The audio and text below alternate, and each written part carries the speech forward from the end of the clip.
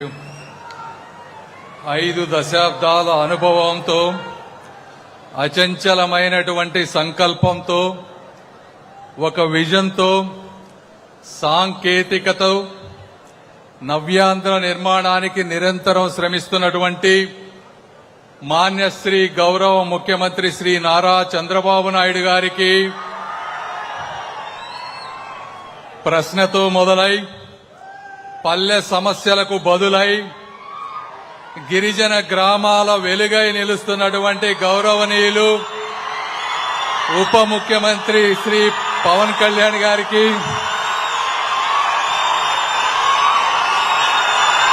ग्राम विकास को, किसान कल्याण को और कृषि को अपने कंधों पर उठाकर चल रहे मध्य प्रदेश की प्रिय नेता ग्रामीण विकास कृषि एवं किसान कल्याण मंत्री श्री शिवराज सिंह चौहान जी, मेरे सहयोगी, मेरे मित्र, युवा शक्ति के प्रतीक ग्रामीण विकास राज्य मंत्री आदरणीय श्री कमलेश पासवान जी, వేదికపై కూర్చున్నటువంటి రాష్ట్ర మంత్రివర్యులు అనగాని సత్యప్రసాద్ గారికి, సత్యకుమార్ యాదవ్ గారికి, అదేవిధంగా ఈ కార్యక్రమానికి విశేషమైనటువంటి కృషి చేసినటువంటి అరవ శ్రీధర్ గారికి, ముక్కా రూపానందరెడ్డి గారికి,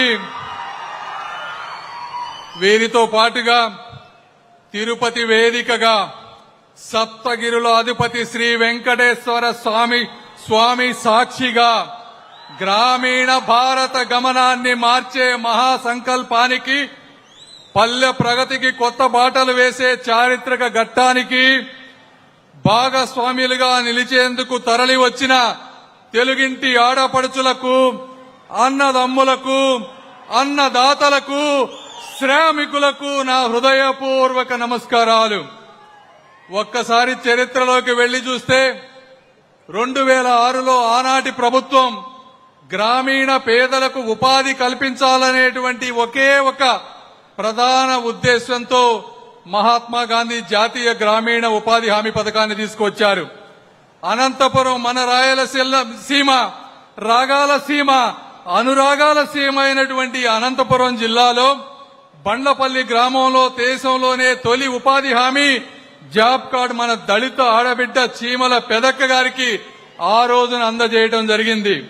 ఆ విధంగా ఆ ఘట్టం ద్వారా ఉమ్మడి ఆంధ్రప్రదేశ్ దేశానికి ఒక దిశను చూపించినటువంటిది. రాయలసీమ వంటి కరువు ప్రాంతాల్లో వ్యవసాయ విరామ సమయంలో గ్రామీణ కుటుంబాలకు ఉపాధి కల్పిస్తూ ఉపాధి కోసం జరిగేటువంటి వలసలను కొంతవరకు అరికట్టడంలో ఆ జాతీయ ఉపాధి హామీ పథకం కొంత పాత్ర పోషించింది. అయితే కొన్ని రాష్ట్రాలు కొన్ని సమయాల్లో ఈ పథకాన్ని ఎంతో సమర్థవంతంగా నిర్వహించారు.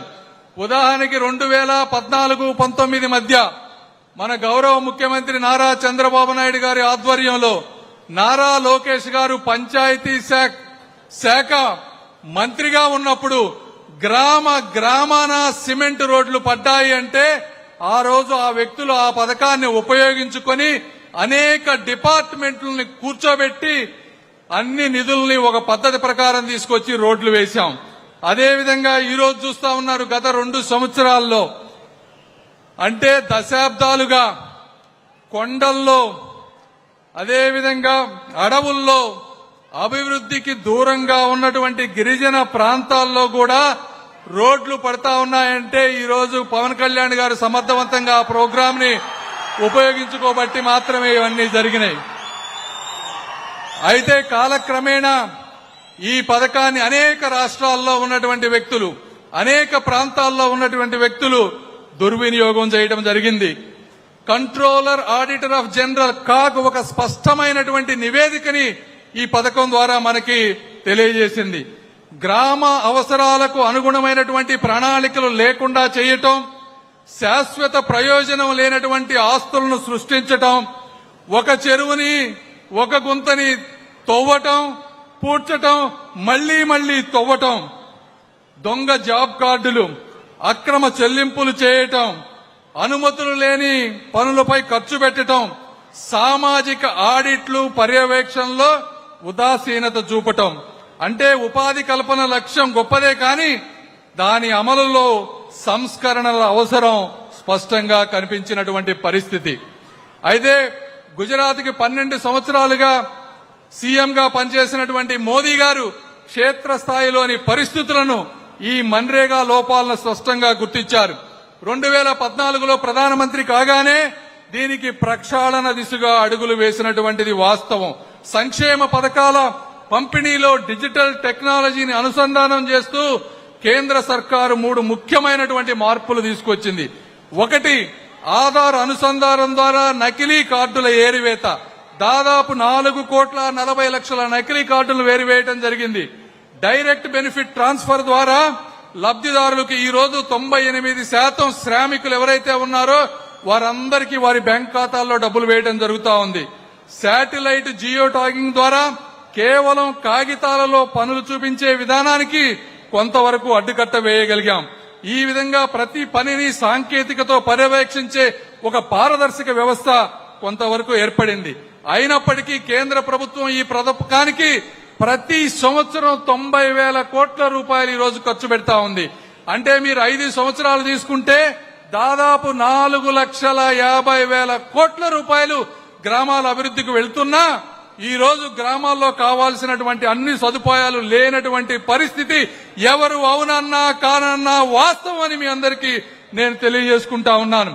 ఈ ఉద్దేశంతోటే పల్లెల్లోని పేద జీవితాల్లో నిజమైన మార్పు తీసుకురావాలనే ఒక చిత్తశుద్ధి, గ్రామ అభివృద్ధి పట్ల దూరదృష్టితో కేంద్ర ప్రభుత్వం తీసుకొచ్చినటువంటి ఒక చారిత్రాత్మక సంస్కరణే ఈ వీబీజీ రామ్జీ అని మీ అందరికీ నేను తెలియజేస్తా ఉన్నాను. పల్లెలను కేవలం ఉపాధి కల్పించే కార్యక్రమమే కాకుండా అభివృద్ధి కేంద్రాలుగా మార్చేటువంటి ఒక బృహత్తర ప్రణాళిక.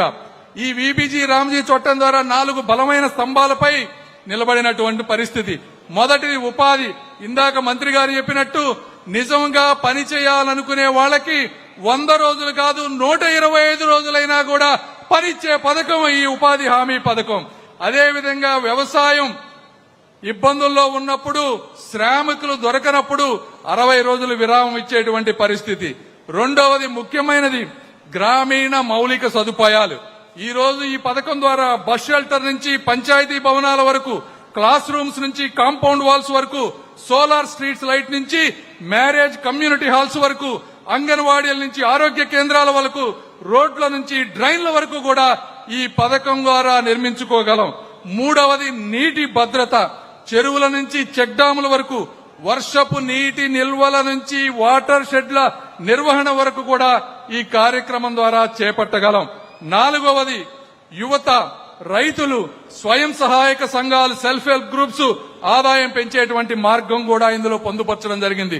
గోదాములు అంటే కోల్డ్ స్టోరేజీల నుంచి గోకులాల వరకు, కమ్యూనిటీ వేర్ హౌసెస్ వరకు, మిల్క్ కలెక్షన్ సెంటర్స్ నుంచి ఆయిల్ సీడ్ ప్రాసెసింగ్ వరకు, స్కిల్ డెవలప్మెంట్ సెంటర్స్ నుంచి వేస్ట్ టు వెల్త్ వచ్చే విధంగా రీసైక్లింగ్ ప్లాంట్ల వరకు, ఈ విధంగా ఇంతకు ముందు లేని అనేక రకమైనటువంటి పనులు 300కు పైగా ప్రతి గ్రామాన్ని అభివృద్ధి చేసే విధంగా ఇందులో తీసుకొచ్చాం.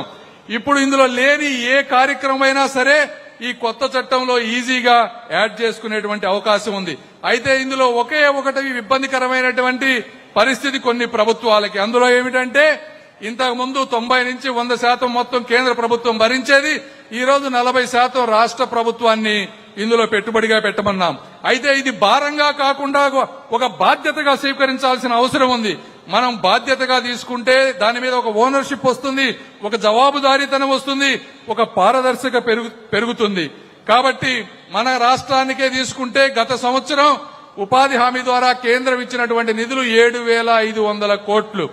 ఈ సంవత్సరం దానికి 40% మనం యాడ్ చేస్తే దాదాపు 11,000 కోట్ల రూపాయలుతో రేపు గ్రామాల్లో ఈ మంచి ఆర్థిక వ్యవస్థని బలోపేతం చేసేటువంటి అవకాశం ఈ కార్యక్రమం ద్వారా వస్తుంది అని మీ అందరికీ నేను తెలియజేస్తా ఉన్నాను. ఈ 2006లో ఉపాధి హామీకి శ్రీకారం చుట్టినటువంటి ఈ రాయలసీమ నేల ఇప్పుడు గ్రామాభివృద్ధికి తదుపరి అధ్యాయానికి కూడా శ్రీకారం చుడుతుంది అంటే దానికి ఎంతో గర్వంగా నేను భావిస్తా ఉన్నాను. దీనికి కారణం కూడా ఉప ముఖ్యమంత్రి పవన్ కళ్యాణ్ గారని మీ అందరికీ నేను తెలియజేసుకుంటా ఉన్నాను. ఇది కేంద్ర ఆంధ్ర ప్రభుత్వాల మధ్య ఉన్నటువంటి ఒక బలమైన బంధానికి నిదర్శనమని కూడా మీ అందరికీ నేను తెలియజేసుకుంటా ఉన్నాను.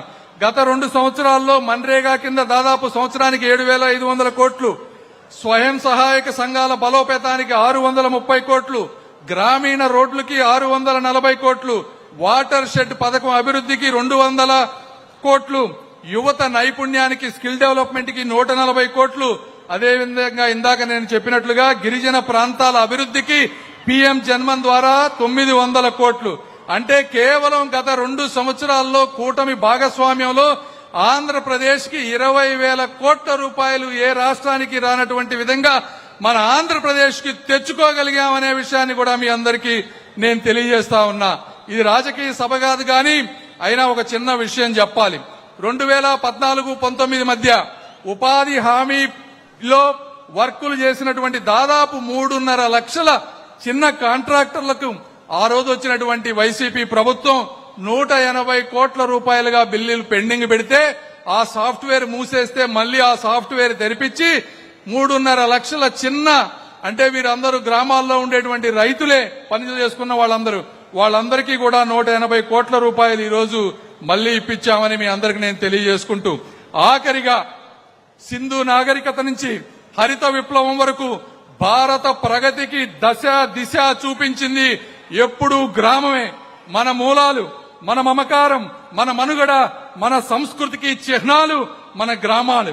గ్రామీణ జీవనం అంటే ప్రకృతికి అతి దగ్గరగా ఉండేటువంటి జీవన విధానం. గ్రామాలతో అనుబంధం ఉన్న వారికి, గ్రామాలలో పుట్టి పెరిగిన వారికి మాత్రమే భారత గ్రామాల అసలైన శక్తి ఏమిటో తెలుస్తుంది. అదేవిధంగా గ్రామాలను ఎలా అభివృద్ధి చేయాలో కూడా తెలుస్తుంది. అనేక మంది ప్రపంచాన్ని చుట్టి వచ్చినా కూడా చివరికి తమ పల్లె నేలలోనే శాశ్వత విశ్రాంతి పొందాలనుకుంటారు. అలాంటి గుండెలను, గిరిజన గూడాలను చేరబోయేటువంటి నిజమైన అభివృద్ధి ఈ వీబీజీ రామ్జీ. ఈ కేంద్ర రాష్ట్ర ప్రభుత్వాలు కలిసి నడుస్తున్నటువంటి ఈ యజ్ఞంలో గ్రామ సభల ద్వారా ప్రతి పల్లె కూడా భాగస్వామ్యం కావాలి. ఎందుకంటే ఇవి గ్రామ సభల ద్వారానే ఏ వర్కులు కావాలో అవి నిర్ణయించబడతాయి. ప్రతి అధికారి, ప్రతి ప్రజాప్రతినిధి సమన్వయంతో వాటిని అమలు చేయాలి. ప్రతి శ్రామికుడు, ప్రతి రైతు, ప్రతి మహిళ ఈ అభివృద్ధి ప్రయాణంలో నడవాలి. ప్రతి గ్రామాన్ని కూడా ఒక ఆర్థిక శక్తి కేంద్రంగా మార్చుకోవాలి. ఎందుకంటే పల్లె వెలుగే ఈ దేశ వెలుగు. పల్లె బలపడితేనే పట్టణాలపై ఒత్తిడి తగ్గుతుందని తెలియజేసుకుంటూ ఈ కార్యక్రమానికి విచ్చేసిన అశేష ప్రజానీకానికి మనస్ఫూర్తిగా ధన్యవాదాలు తెలుపుకుంటూ సెలవు తీసుకుంటా ఉన్నాను. జై హింద్.